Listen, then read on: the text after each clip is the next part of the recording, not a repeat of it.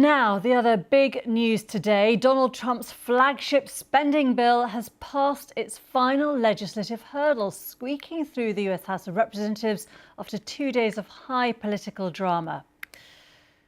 The yeas are 218, the nays are 214.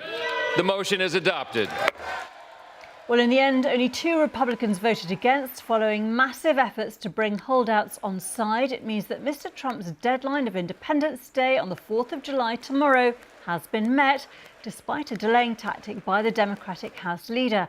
Hakeem Jeffries, who gave the longest speech in the chamber in recent memory, was finally finishing on his feet before the vote was pushed through. The bill, which includes sweeping cuts to taxes and federal programs, is now expected to add trillions of dollars to national debt.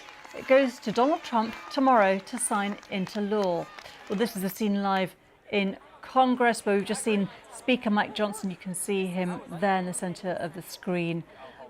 He has just announced in the last few minutes that the vote was passed, 218 yay, 214 nay, as they put it, and he then signed some documents. Let's just listen in quickly to what he's saying. That was kind of fun.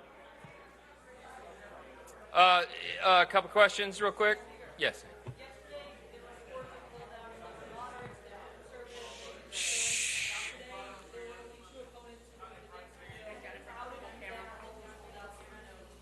Yeah, so the question, you didn't hear it, it's kind of loud in here. The question was, how did we get the holdouts to yes? Here's the, so my leadership style is I try to be a servant leader. And as I mentioned earlier, I know what every member of this body, every member of this conference brings to the table. And the leader's job is to bring out everybody's best and get them to their highest and best use. And that takes some time. So what happened procedurally, not to get too deep in the weeds, but we got the Senate modifications to the House bill. Now, we're really proud because the big, beautiful bill, 85 to 90% of it is the original House product that we ourselves drafted over the course of more than a year.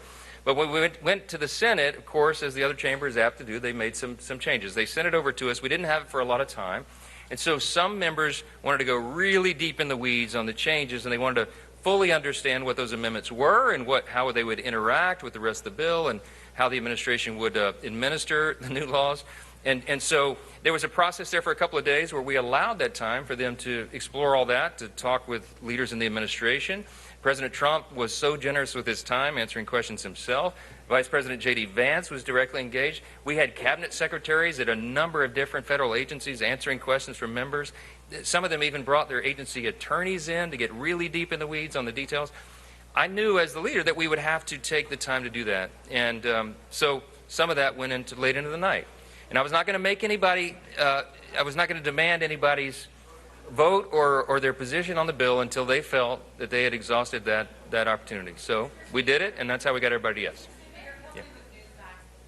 Obviously, you talked about the legislative process. You made a joke on the floor about how the White House legislative team practically lived here in the Capitol.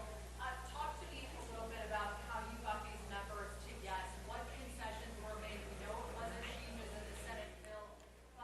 Well, we're just going to watch those pictures and bring in our correspondent Urunade Mukherjee, who has been following events for us in the House as we waited for that vote, and it has just gone through, passing now back to the White House tomorrow. Urunade, it's a really huge moment for Donald Trump's domestic agenda. It potentially will be seen to seal his domestic legacy, surely.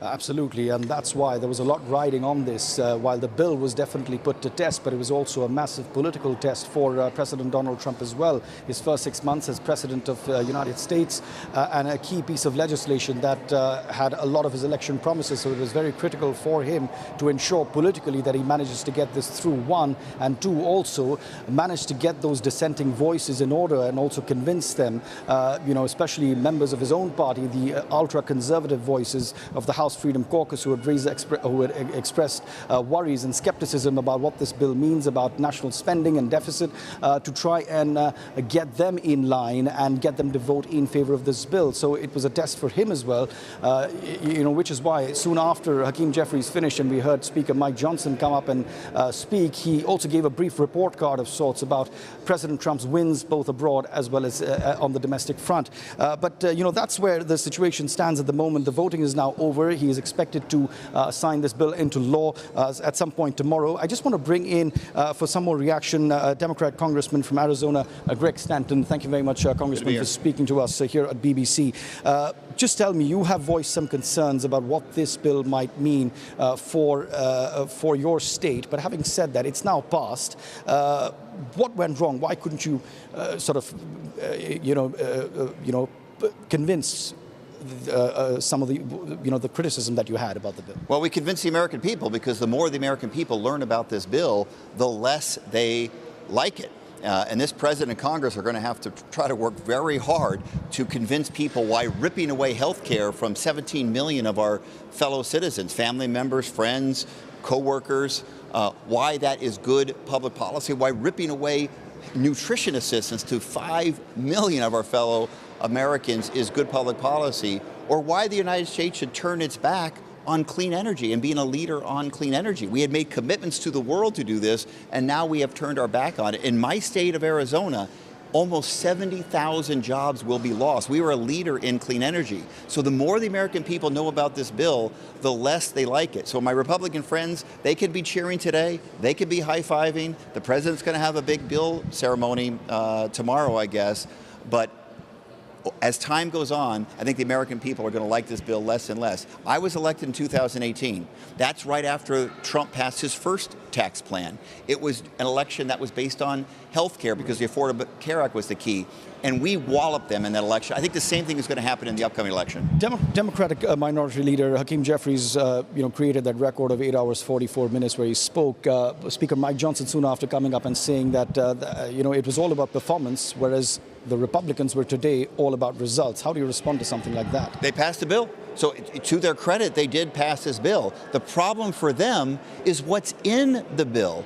The bill such vastly disproportionately helps the wealthiest Americans and the largest corporations, whereas working class Americans are hurt by this bill because it rips away health care from them. Energy costs are going up. Clean energy is less expensive than other forms of energy. By getting us out of the clean energy business, energy costs are going up.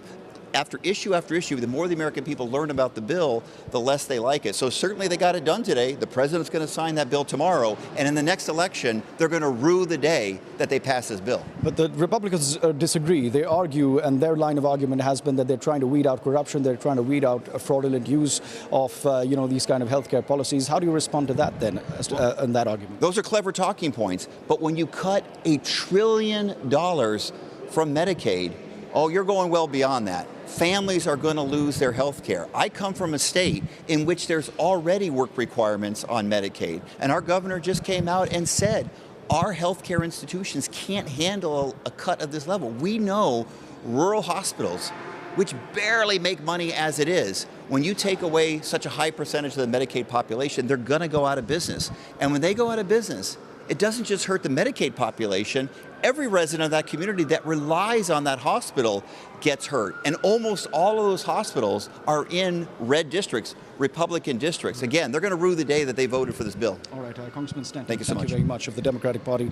They're from Arizona, speaking to the BBC, highlighting some of his concerns that we've been pointing out. But again, the Republican side of the story is that, look, this is good for America. This is good for working class Americans. They've done the mathematics, and they also say that as far as the healthcare concerns, what the congressman was pointing out, they are essentially doing this to weed out corruption, to weed out the fraudulent users of these kind of policies, and this is essentially a revamp of something better. Okay, Arunade Mukherjee, thank you very much indeed for that. Just to let you know very quickly, Joe Biden, former president, of course, has also given his reaction, saying the Republican budget bill is not only reckless, it's cruel, slashing Medicaid, and as he puts it, just giving a massive tax break to billionaires. But we'll get more reaction to that legislation now finally passing. It goes to Donald Trump tomorrow to be signed into law. It has been celebrated, of course, by his Republican supporters.